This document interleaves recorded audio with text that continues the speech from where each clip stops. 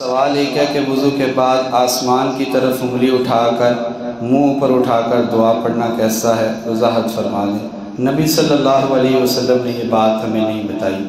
آپ نے یہ بات تو ضرور بتائی ہے، صحیح مسلم، صحیح بخاری، سنن ترمذی، ابن ماجہ، ابو داؤد، بلکہ تمام احادیث کی کتابوں کے اندر آپ صلی اللہ علیہ وسلم کا یہ فرمان لکھا ہوا ہے۔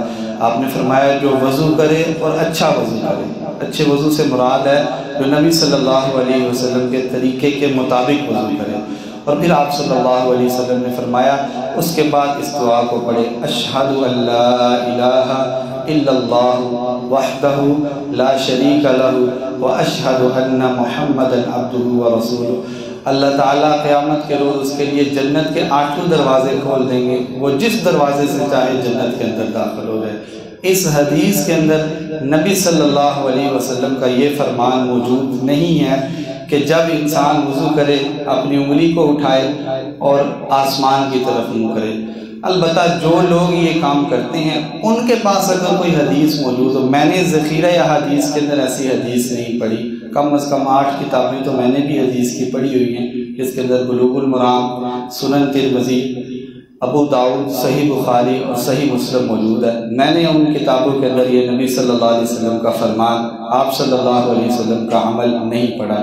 البتہ جو لوگ یہ کام کرتے ہیں ان کے پاس اگر دلیل موجود ہو تو ہمیں بھی نبی صلی اللہ علیہ وسلم کی وہ سنت بتائیں، ہم بھی اس پر عمل پیرا ہوں۔ البتہ ایسی حدیث موجود نہیں ہے، یہ ایک بدعت ہے اور اس سے بچنا چاہیے۔ جس طرح آپ صلی اللہ علیہ وسلم نے عمل سکھایا ہے اسی طرح ہمیں عمل کرنا چاہیے۔ دوسرا سوال کہ قبلہ کی جانب اپنی ٹانگوں کو کر کے لیٹ جانا چاہیے یا نہیں لیٹ جانا چاہیے؟ تعظیماً اس سے بچنا چاہیے۔ رسول اللہ صلی اللہ علیہ وسلم کی باقاعدہ طور پر حدیث موجود نہیں جس میں آپ نے منع فرمایا۔ البتہ نبی صلی اللہ علیہ وسلم نے قبلہ کی جانب پیشاب کرنے یا اس کی جانب پیشاب کرتے ہوئے رخ کرنے سے منع فرمایا۔ نبی صلی اللہ علیہ وسلم کی حدیث موجود نہیں ہے کہ قبلہ کی جانب لیٹو نہ۔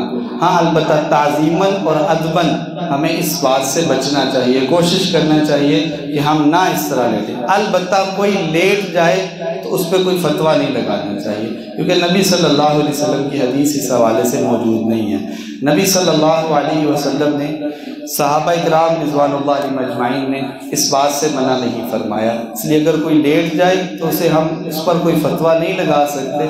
البتہ تعظیماً کعبہ ہے، وہ ہمارا قبلہ ہے، وہ اللہ تعالیٰ کا پہلا گھر ہے، اس سے ہمیں تعظیم کرنی چاہیے، اس کام سے بچنا ضرور چاہیے۔ تیسرا سوال یہ ہے کہ کیا ایسا سونا جو ہم گھر میں استعمال کرتے ہیں اس پہ زکوٰۃ موجود ہے کہ نہیں ہے؟ اس حوالے سے شروع سے 2 آراء موجود ہیں۔